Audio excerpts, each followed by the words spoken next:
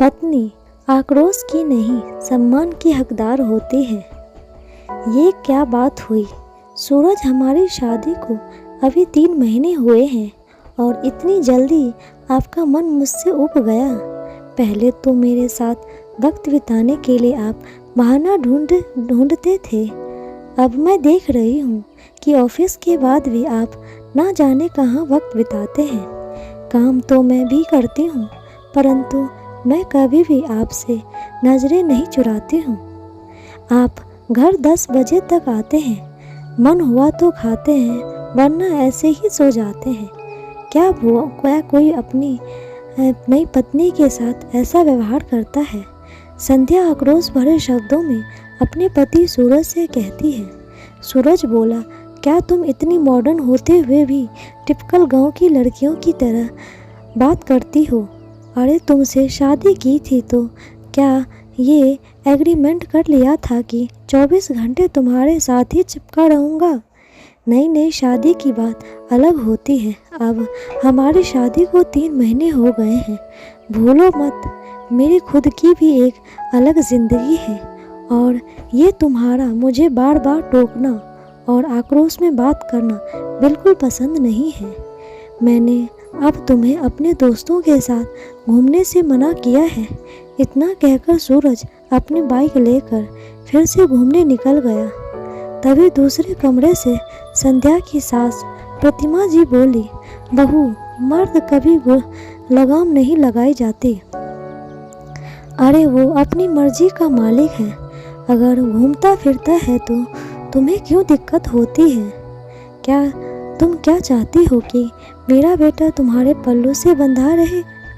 लड़की नहीं है कि इधर उधर भटक जाएगा और हमारी इज्जत खराब करेगा। तुम तो बस घर गृहस्थी संभालो, मेरा बेटा खुद ही संभल जाएगा।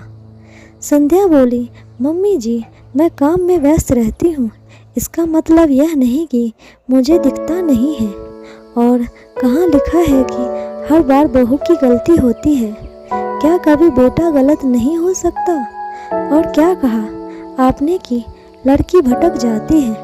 अरे लड़की भटकती नहीं है, बल्कि लड़के उसे भटकाते हैं। मुझे तो ये समझ नहीं आता कि ये कैसी मानसिकता है कि लड़की माँ बाप की इज्जत खराब करती है और बेटा नहीं।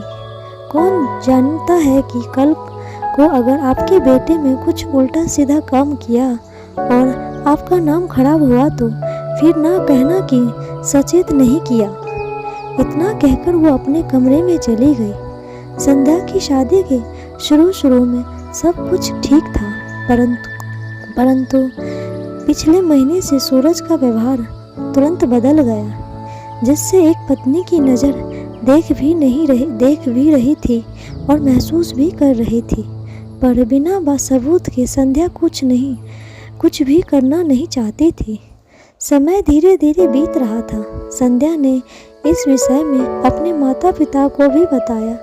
उन्होंने कहा, जब तक कोई पुख्ता सबूत ना हो तुम किसी पर उंगली नहीं उठा सकती। हाँ, जब सच्चाई तुम्हें पता चल जाए तो अपने कदम पीछे मत खींचना, हम तुम्हारे साथ हैं। संध्या ने नज़र बनाए रखी और वो हुआ जिसकी किसी से कल्पना नहीं की थी। एक दिन जब सूरज दफ्तर से लौटकर आया तो घर में सिपाहियों को देखकर हैरान था। क्या बात हुई? घर में पुलिस क्यों आई है? क्या कुछ चोरी हुई है क्या? अरे बताती क्यों नहीं हो? भूत बनकर क्यों खड़ी हो? वही खड़े दरोगा ने बोला, अच्छा तो सूरज बाबू आप हैं? आप ये सवाल अपनी पत्नी से क्यों कर रहे हैं? मुझसे पूछिए, मैं आपको बताता हूँ। आपके खिलाफ आपकी पत्नी श्रीमती संध्या जी ने एक FIR दर्ज करवाई है। सूरज हैरानी से बोला, FIR? मगर क्यों? किस लिए? संध्या, ये क्या कह रहे हैं और ये क्या मजाक लगा रखा है? मैं कुछ पूछ रहा हूँ, जवाब क्यों नहीं दे रही है? सूरज आक्रोश में लाल निगाहें संध्या की तरफ करके बोला। जैसे ही सूरज संध्या की तरफ बढ़ा, दरोगा ने उसका हाथ पकड़कर पीछे खींचा और बोला, अपनी पत्नी के होते हुए दूसरी औरत के साथ संबंध रखते हुए शर्म नहीं आती? सूरज अटकते हुए बोला, संबंध? किसके किसके साथ? किसने देखा? वो हैरानी में इधर उधर देखने लगा और सोचने लगा कि आखिर संध्या को उसके और प्रेरणा के बारे में कैसे पता चला। दरोगा बोला, सूरज बाबू, किस किस से पूछेंगे, सारे शहर में देखा है। तभी तो आपकी पत्नी ने आपके खिलाफ कंप्लेन की और हमें एफआईआर दर्ज करानी पड़ी। चलो रे, हथकड़ी लगाओ इन्हें और ले चलो इनके असली ससुराल। थोड़ी खातिरदारी हम भी करें। दरोगा हवलदार से बोला। दरोगा सूरज को अपने साथ ले गए। वहीं संध्या चुपचाप खड़ी थी। प्रतिमा जी दरोगा के पैर पर रही थी और कह रही थी कि मेरा बेटा ऐसा नहीं है, जरूर मेरी बहू के मन में कुछ चल रहा है, तभी तो वो मेरे बेटे को फंसा रही है। आप ही सोचिए दरोगा बाबू, कोई नई नई दुल्हन अपने पति के खिलाफ पुलिस में जाएगी। अरे बहू, कुछ कहती क्यों नहीं हो? पूरे मोहल्ले में हमारा नाम खराब हो जाएगा। संध्या ने एक शब्द नहीं कहा पर चुपचाप अपनी जगह पर खड़ी रही और पुलिस वाले सूरज को लेकर चले गए। सूरज के माँ बाप इधर उधर फोन करके सबसे मदद की गुहार लगा रहे थे। वहीं संध्या ने अपने पिता को सारी बात बता दी और चुपचाप अपने कमरे का दरवाज़ा बंद करके सो गई। अगले सुबह संध्या अपने लिए रसोई में चाय बना रही थी तो प्रतिमा जी बोले, देखो तो जरा, इस लड़की को लाज शर्म है कि नहीं, अपने पति को जेल भेजकर यहाँ चाय पी रही है। बहू, तुम्हारी शादी को अभी 4 महीने नहीं हुए हैं और तुमने अपने रंग दिखाने शुरू कर दिए। अगर सूरज से कोई गलती हुई थी तो तुम उसे समझाती, पर ये सब करने की क्या जरूरत थी? कुछ पूछ रही हूँ, मुंह में क्या दही जमाए बैठी हो? प्रतिमा जी के पति किशोर बाबू बोले, अब शादी ठीक हो रही थी, तभी कुछ लोगों ने कहा था कि लड़की बहुत तेज तर्रार है, पर ये नहीं मालूम था कि अपने ही पति पर इल्ज़ाम लगाएगी। अगर अपने पति को समझती और समझाती तो ये दिन नहीं देखना पड़ता। संध्या चाय पीकर कप किनारे रखते हुए बोली, मम्मी जी, पापा जी, मैं आपको इन बातों के लिए सचेत की थी, पर आप लोगों ने उसे गंभीरता से नहीं लिया और आज आप लोग मुझे पर ही उंगली उठा रहे हैं। उनकी बुरी आदतों पर लगाम लगाने की बजाय मुझसे अपेक्षा कर रहे हैं कि मैं उन्हें समझाती और समझाती। बाहर ससुराल वालों, स्वयं के बेटे की गलती को अपनी बहू पर मढ़ रहे हो। आप लोगों को पता था कि शादी से पहले उसका चक्कर किसी और लड़की से चल रहा है, तो उसकी शादी अपने मुझसे क्यों करवाई? मेरी जिंदगी क्यों खराब की? प्रतिमा जी बोली, ये क्या कह रही हो बहू? जवान खून थोड़ा बहुत तो इधर उधर भटक ही जाता है, पर हमने उसे समझा दिया था। संध्या बोली, अच्छा तो आपने समझा दिया था और आपका लाडला समझ गया था। ये क्यों नहीं कहती कि मेरे पिता के पैसों की चमक आपकी आंखों में थी? दहेज की मोटी रकम, फ्लैट, गाड़ी, इन सब चक्कर में की मोटी रकम, फ्लैट, गाड़ी, इन सब चक्करों में आपने अपने बेटे की एक नहीं सुनी और उसके साथ मेरी ज़िंदगी भी खराब कर दी। जितना गुनहगार आपका बेटा नहीं, उससे बड़े गुनहगार तो आप लोग हैं। प्रतिमा जी को लगा कि बहू ज़्यादा ही गुस्से में आ गई है, तो उन्होंने उसे चुप कराते हुए कहा, संध्या बेटा, एक बार प्रयास करने से क्या हर्ज था? अरे तुम अपने रूप और प्रेम से उसे सही रास्ते पर लाती तो वो आज आ जाता। जरूर तुमने ही कुछ कमी छोड़ी होगी, तभी तो दोबारा उस लड़की के पास गया। थोड़ी ही देर में खबर आग की तरफ फैल गई। सूरज की बहन रेखा और बहनोई पप्पू जी भी घर आ गए और सभी संध्या पर ही गुस्सा कर रहे थे। संध्या गुस्से में खड़ी हो गई और बोली, मम्मी जी, एक बात बताइए, अगर मेरा संबंध नंदोई जी के साथ होता तो आप और आपका बेटी मुझे क्या सलाह देगी? रेखा बोली, हे भगवान, मम्मी देखो कैसी बेशरम औरत है। खबरदार जो मेरे पति की तरफ नज़र भी डाले। संध्या मुस्कुराकर बोली, आपने पर बात आई तो मिर्ची लगी। ननद रानी, अगर मान लीजिए ऐसा होता तो क्या आप सब मुझे इस घर में वही सम्मान देते जो आज आप अपने भाई और आप अपने बेटे के लिए मुझसे मांग रही हैं। किसी के पास कोई जवाब नहीं था। वही पप्पू बाबू रेखा को धीरे धीरे कान में बोले, भाभी बात तो सही कह रही है। रेखा ने आंखें दिखाई तो पप्पू बाबू चुपचाप एक किनारे खड़े हो गए। प्रतिमा जी बोली, ठीक है, मेरा बेटा खराब है, हम सब खराब हैं। अगर हम इतने ही बुरे थे तो चली क्यों नहीं गई इस घर को छोड़कर। संध्या मुस्कुराते हुए बोली, मम्मी जी शायद आप भूल रही हैं, ये फ्लैट मेरे पापा ने शादी में मुझे खरीद कर दी थी। घर का एक एक सामान मेरे दहेज का है। और आप क्या कर रही थी? गांव की लड़कियां भटकती हैं मम्मी जी, अब वो भी अपने अधिकारों के लिए आवाज़ उठाती हैं।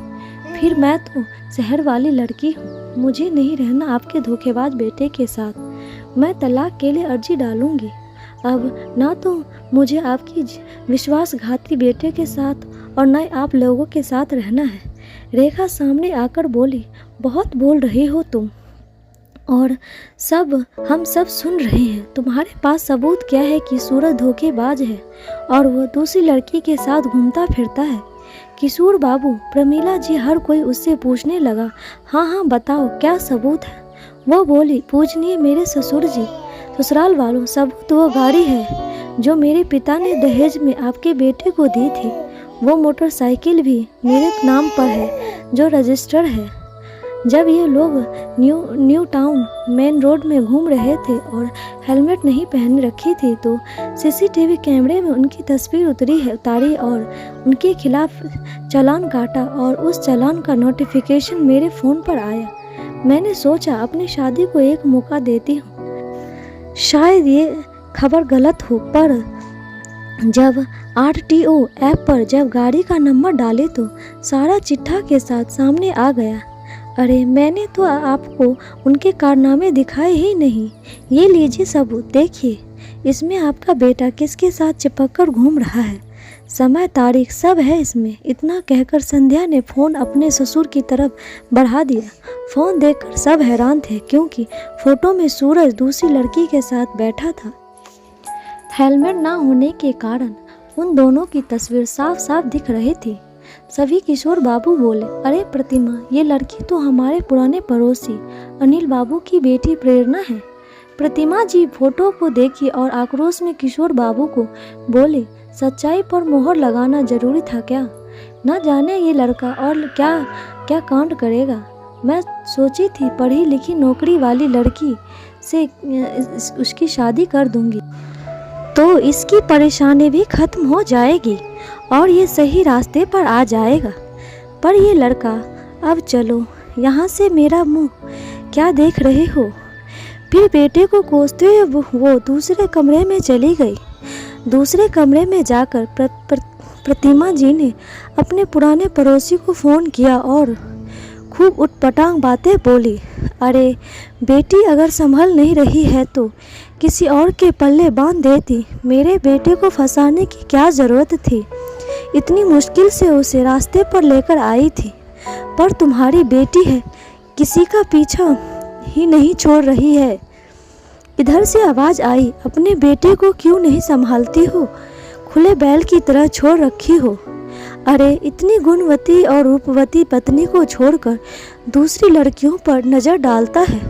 खराब तो तुम्हारा बेटा है जो मेरी बेटी को बहला रहा है। दोबारा मेरी बेटी के आसपास नज़र आया तो उसके टांगे तुड़वा देंगे।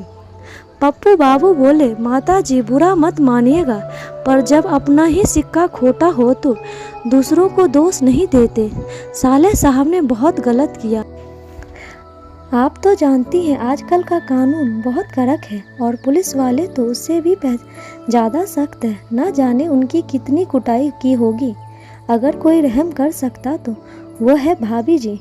रिश्ता रखे ना रखे पर कम से कम साले साहब की हड्डियां तो ना टूटेगी। तो जाइए और बहू के पैर पकड़िए। रेखा पप्पू बाबू से बोली, ये किस तरह मेरी माँ से तुम बात कर रहे हो?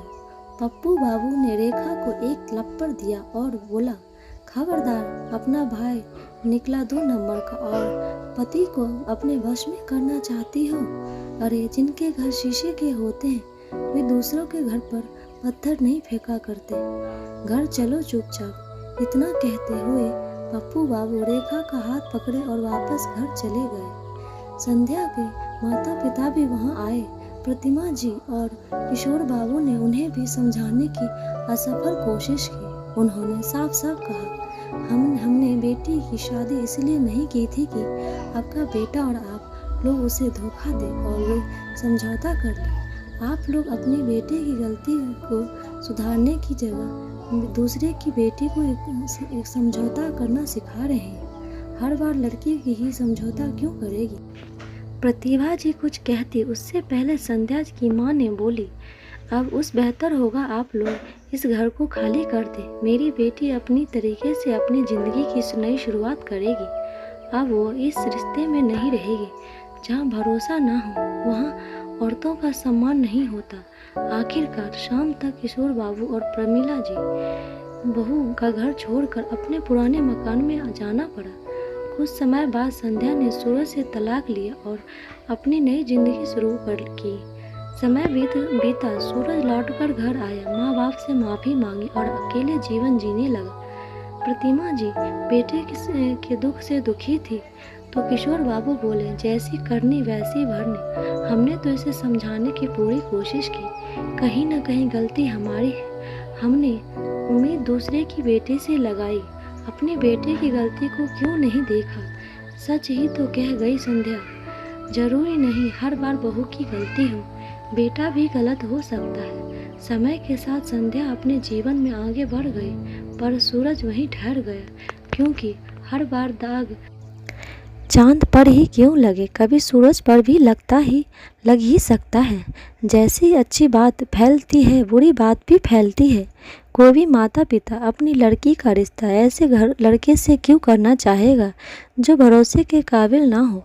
मित्रों, जिस घर में भरोसा और सम्मान ना हो वहाँ भूल से भी अपनी बेटी को ना ब्याहे। दान दहेज से खुशियाँ खरीदी नहीं जाती बल्कि घर सजाया जाता है। बेटियों को शिक्षित करें, आत्मनिर्भर बन सके और अपनी खुशियाँ खुद तलाश कर सके। आपको ये कहानी कैसी लगी? अपने अनुभव और विचार कमेंट द्वारा मेरे साथ साझा करें। बहुत बहुत धन्यवाद।